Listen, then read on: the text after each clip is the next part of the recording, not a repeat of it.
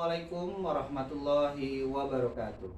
Yang terhormat Bapak Ibu Guru Dosen Penguji Uji Kinerja, perkenalkan nama saya Piji Ahmad Fauzi Gumilar. Nomor induk mahasiswa 2291498495163. Bidang studi IPS. Mahasiswa PPG dalam jabatan kategori 1 tahun 2022 di LPTK Universitas Negeri Makassar. Ini adalah surat keterangan bebas studi dan ini adalah kartu pendaftaran uji kinerja UKIN dan akan melakukan praktik pembelajaran di SMP Negeri 2 Badar, Kecamatan Badar, Kabupaten Aceh Tenggara, Provinsi Nangro Aceh Darussalam. Selamat menyaksikan. Wabillahi taufiq wal hidayah. Wassalamualaikum warahmatullahi wabarakatuh.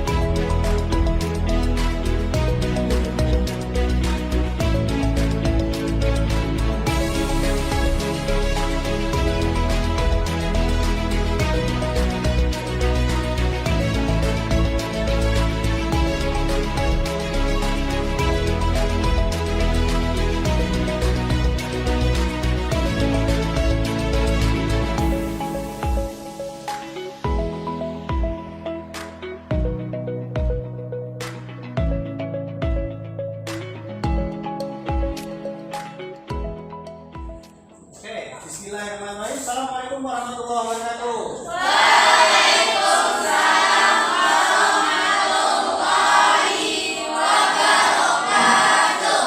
Apa kabar semuanya? Baik, Pak. Baik. Kalau begitu silakan sebelum kita mulai pelajaran hari ini kita berdoa dulu ya. Silakan. Siap, Pak.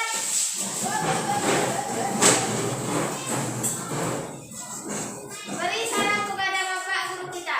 Assalamualaikum warahmatullahi wabarakatuh. Baik.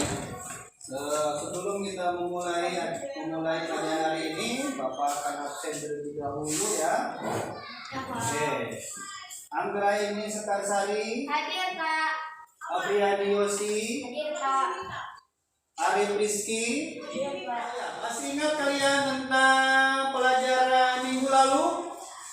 Masih ingat? Oh ya, kita belajar apa minggu lalu sebelum kita mulai? Tentang perubahan sosial budaya. Ya, perubahan. Untuk perubahan sosial budaya, perubahan dilihat dari waktunya, perubahan dilihat dari pengaruhnya, Ada lagi? perubahan dilihat dari perencanaannya. Ya, oke, jadi kemarin sudah belajar mengenai pengertian perubahan sosial Budaya. ya, dari pengertiannya yang direncanakan, yang tidak direncanakan. Oke, untuk hari ini untuk memotivasi kita, marilah kita sama-sama untuk menyanyikan lagu nasional Satu Nusa Satu Bangsa.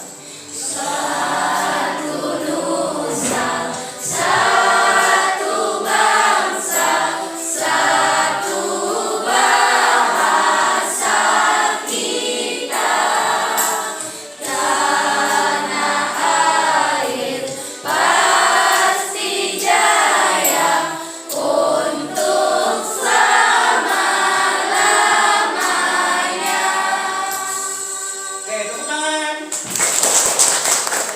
Faktor penyebab sosial budaya ya, itu di halaman 96 sampai dengan halaman 107 ya di buku kalian. Oke. Lalu adapun tujuan pembelajaran pada hari ini adalah peserta didik mampu menganalisis faktor penyebab perubahan sosial budaya. Yang kedua, menganalisis bertambahnya penduduk berkaitan demografi. Lalu pembelajaran hari ini juga kita menggunakan menggunakan model problem based learning. Di sini menuntun peserta didik untuk mengamati, membaca permasalahan, menuliskan penyelesaian dan mempresentasikannya ya. Lalu adapun juga penilaian hari ini ya. Jadi Bapak sekarang menilainya itu ada dengan cara teknik kognitif. Di sini ada pengetahuan, tadi pretest yang sudah kalian lewati, nanti terakhir ada post test ya. Terus yang kedua, afektif, di sini ada sikap spiritualmu, terus juga ada sikap sosial, bagaimana kamu bisa bekerja sama dengan kelompoknya, berkolaborasi ya. Lalu juga aktif mengajukan pertanyaan atau menanggapi kelompok lain. Terus yang ketiga itu adalah diskusi kelompok. Di sini kamu bekerja sama dengan kelompoknya ya. Penilaian awal atau pretest.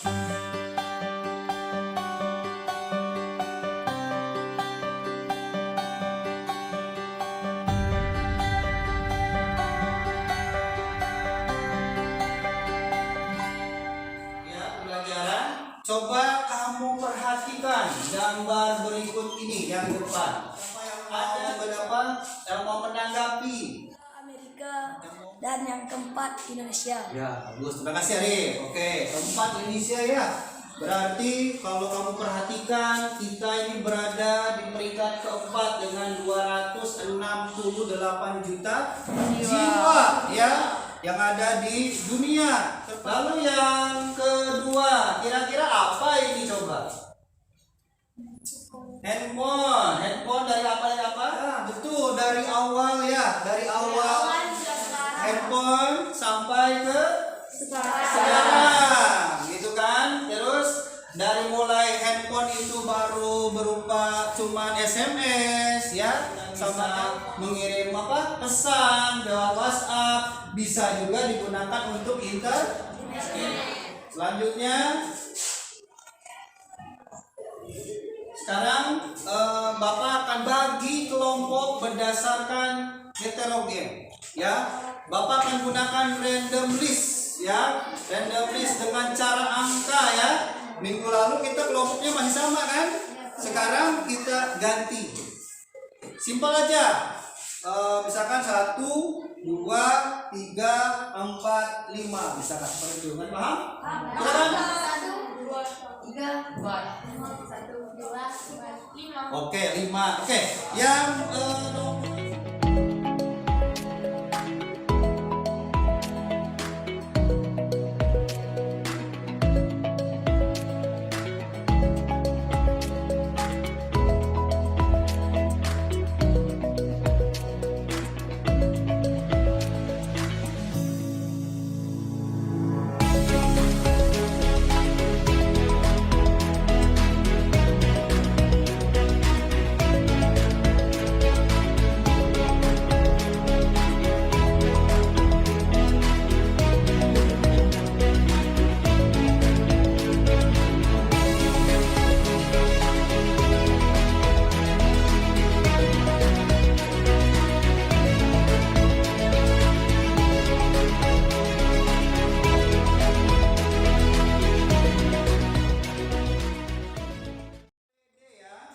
ini adalah lembar kerja peserta didik. Kelompok 2 KPD-nya 4 dan 5. Nah, perhatikan semuanya. Bagaimana kamu untuk langkah-langkahnya? Di sini kamu cermati dulu langkah-langkahnya. Yang kamu sediakan itu adalah pulpen. Boleh kamu ambil dari bahan ajar yang Bapak sudah bagikan, bisa kamu ambil dari buku paket. Sebelum memulainya, untuk mengisi LKPD-nya, kamu tengok video yang ada di depan ini ya. Indonesia bertambah 32,57 juta jiwa. Kini Indonesia didiami oleh 270,2 juta orang. Penambahan penduduk ini mengemukakan dari hasil sensus penduduk 2020 oleh Badan Pusat Statistik. Jika diambil rata-rata, laju pertumbuhan penduduk sejak persen terkonsentrasi di Pulau Jawa, saudara, sebanyak 151,6 juta orang dan terbanyak berada di Jawa Barat. Kemudian di posisi nomor 2, 21,68% penduduk Indonesia berada di Sumatera, diikuti oleh Sulawesi, Kalimantan, kawasan Bali, Nusa Tenggara, dan terakhir Maluku dan Papua. Dan kini keberadaan generasi Z yang sekarang berusia 8 hingga 23 tahun dan generasi milenial mendominasi, masing-masing dengan proporsi 27,94 dan 25,87%. Lalu generasi X dengan usia 40 hingga 55 tahun menyusul dengan 21,88%. Menurut waktu dalam 5 tahun belakangan ini, kita seringkali mendengar kata globalisasi, baik itu dalam media massa atau dalam percakapan sehari-hari. Proses saling mempengaruhi adalah jalan yang wajar dalam interaksi antar masyarakat. Lalu interaksi dengan berbagai masyarakat lain, bangsa Indonesia telah masuk ke dalam era globalisasi. Oleh karena itu, globalisasi bukan hanya soal ekonomi, tetapi juga terkait dengan masalah atau isu kebudayaan, dan di dalamnya masih kurang.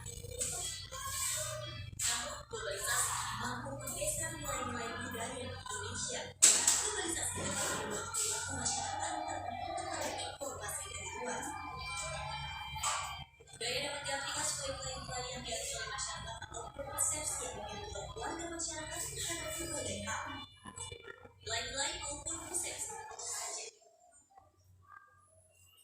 Oke, nah silakan kalian berdiskusi ya dengan kelompoknya untuk mengisi LKPD ya. Jadi poinnya adalah selesaikanlah permasalahan itu dengan cara berkolaborasi.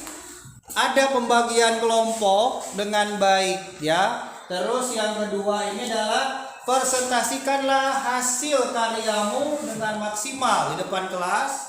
Terus ya pergunakan waktunya dengan sebaik mungkin. Pengingatnya adalah bekerja sama dengan kelompoknya akan lebih ringan ya untuk mengerjakan LKPD.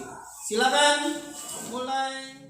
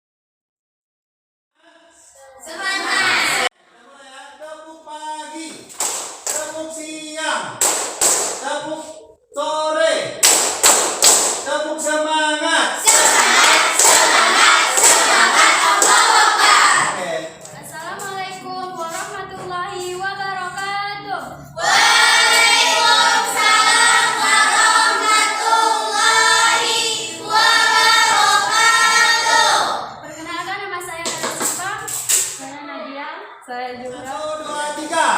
Semangat, semangat, semangat. Ya, silakan. Tentang bertambah dan berkurangnya penduduk. Penduduk kota mengalami peningkatan karena adanya urbanisasi. Pertambahan ini mempengaruhi penduduk kota yang mengalami jumlah lahan yang ditempati serta berbagai sarana dan prasarana. Internet adalah sebagai kecil dari penemuan baru atau pembaruan dan pembaharuan tersebut dan menyebabkan perubahan di bidang komunikasi, interaksi sosial, status sosial pada pola pikir dan tindakan manusia. Oke, terima kasih ya. Oke, bagus. Untuk kelompok 1, ada yang mau menanggapi untuk kelompok 1? Silakan. Kami dari kelompok 2 akan menanggapi kelompok 1. Bonus ini dapat dilakukan dengan cara pemerintah menata kebutuhan sarana dan prasarana kehidupan bermasyarakat, berbangsa, dan bernegara yang disesuaikan dengan kebutuhan penduduknya. Ya, oke. Tambahan ya, tepuk tangan dulu. Ya, 2, 3. Bisa, bisa, bisa. Nah, sekarang. adalah sebagian kecil dari penemuan baru dan pembaharuan dan pembaharuan CSB dapat menyebabkan perubahan dan di bidang komunikasi, interaksi sosial, status sosial, pola pikir dan tindakan manusia. 3. Konflik. Kita harus bersyukur kepada Tuhan Yang Maha Esa karena negara Indonesia dikaruniakan berbagai keanekaragaman baik agama, suku bangsa dan ras. Namun di sisi lain, keanekaragaman juga membawa proses sosial negatif yaitu konflik secara Individu. Konflik tersebut kemudian dapat menyebabkan terjadinya perubahan dalam masyarakat. Perubahan sosial dan konflik adalah dua hal yang saling berkaitan. Ketika dalam masyarakat terjadi perubahan sosial budaya yang cepat, hal ini dapat mengubah nilai-nilai yang ada dalam masyarakat. Terima kasih. Ya, terima kasih. Tepuk tangan untuk angkatan kelompoknya. Ya. Dan di situ ada kepentingan ekonomi, politik, dan sebagainya. Ya, silakan kelompok 2 kembali ke tempatnya. Terima kasih, terima kasih. Silakan kelompok 3. Adalah yes, yes, yes. Semangat sekali kelompok 3 ya. Silakan kelompok 3 mengasihkan apa? Agama, suku bangsa, dan ras. Namun, di sisi lain, keanekaragaman juga membawa proses sosial negatif, yaitu konflik. Setelah terjadinya perdamaian antara GAM dan RI, perusahaan sosial budaya mulai terjadi. Pembangunan ekonomi di Aceh juga lebih mendapatkan perhatian lebih. 4. Terjadinya pemberontakan atau revolusi. Revolusi yang pernah terjadi di Indonesia mencapai kemerdekaan tanggal 17 bulan 8 1945. Dengan proklamasi, bangsa Indonesia menjadi bangsa yang merdeka, bebas dari cengkraman penjajah, serta telah mengubah struktur pemerintah kolonial menjadi pemerintahan tahan nasional. Berbagai perubahan terlihat seperti lembaga keluarga, sistem sosial, sistem politik, dan sistem ekonomi. Hanya itu presentase kami hari ini. Sekian dan terima kasih. Oke, tepuk tangan kelompok 3. Revolusi yang pernah terjadi di Indonesia adalah ketika Indonesia mencapai kemerdekaan tanggal 17 bulan 8 1945 dengan proklamasi bangsa Indonesia menjadi bangsa yang merdeka, bebas dari cengkraman. 2, 3. Go. Nah, oke, silakan kelompok. Ya, oke, silakan. Yang membawa perubahan sosial budaya bangsa di Indonesia dalam bidang sosial dan ekonomi, seperti meningkatkan kemiskinan dan kelaparan sedangkan bidang budaya. Pengaruh kebudayaan masyarakat lain, masuk dan berkembangnya unsur agama Islam pada waktu telah menyebabkan perubahan sosial yang sangat luas di kalangan masyarakat Indonesia. Ya, oke. Tepuk tangan untuk kelompok 5. Oke, ada tanggapan untuk kelompok lain? Yang untuk kelompok 5 ya, silakan. Berbagai hal dalam masyarakat, kebudayaan suatu masyarakat dapat menyebabkan terjadinya perubahan sosial. Hubungan yang terjadi dapat menimbulkan pengaruhan timbal balik. Suatu masyarakat dapat mempengaruhi masyarakat lainnya, tetapi juga menerima pengaruh dari masyarakat yang mempengaruhinya. Oke. Ya, tepuk tangan. Nah, jadi tadi kelompok 5 ada tanggapan bagaimana tadi kagak. Lalu juga yang paling penting adalah kalian harus yang namanya bekerja sama ya. Terus juga jangan lupa kalian generasi Z itu harus melek teknologi. Oke, silakan kelompok 5. Terima kasih. Kembali ke tempatnya. Ya, oke. Nah, baik.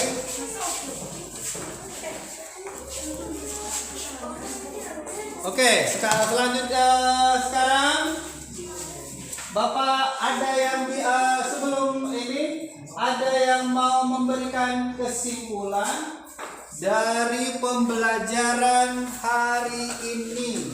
Silakan yang mau memberikan kesimpulan dari hasil. Jadi kesimpulan yang dapat saya ambil dari pelajaran tadi adalah mengenai yang pertama, bertambah dan berkurangnya penduduk. Kedua, penemuan baru. Ketiga, konflik. Keempat, terjadinya pemberontakan atau revolusi. Kelima, perubahan lingkungan alam. Keenam, peperangan. Dan yang ketujuh, pengaruh kebudayaan masyarakat lain. Ya, baik, tepuk tangan.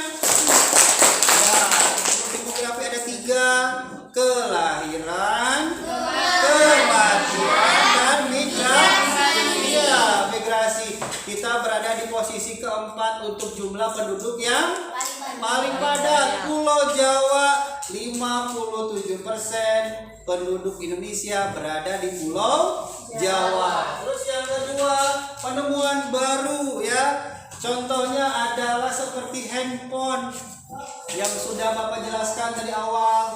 Dari pertama handphone cuman hanya SMS, telepon. Sekarang sudah masuk ke zaman Android. Bagaimana hari ini menyenangkan pelajarannya?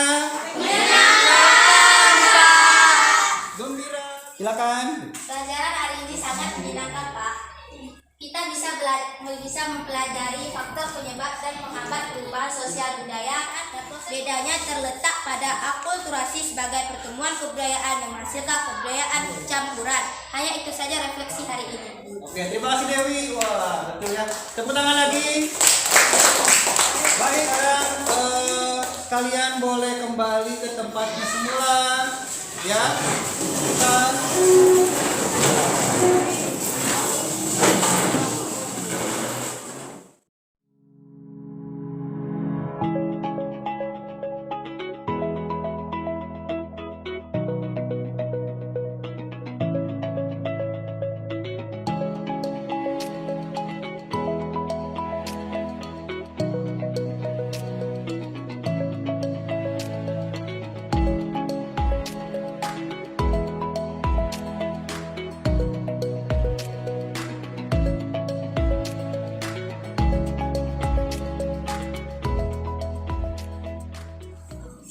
Kita sebagai warga negara Indonesia berbagai macam suku bangsa ya, tetapi kita harus menjunjung tinggi yang namanya Bhinneka Tunggal Ika. Apa artinya? Ya, berbeda tetapi dua, satu nusa, satu bangsa.